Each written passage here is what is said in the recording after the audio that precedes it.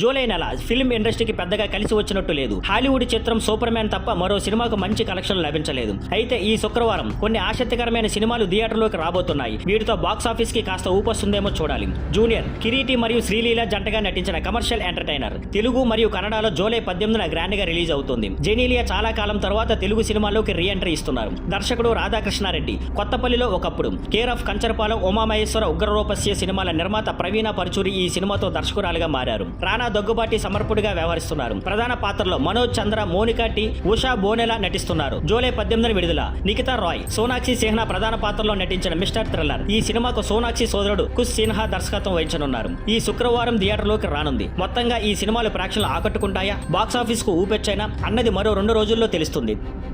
Thank you for watching. Please like, share and subscribe.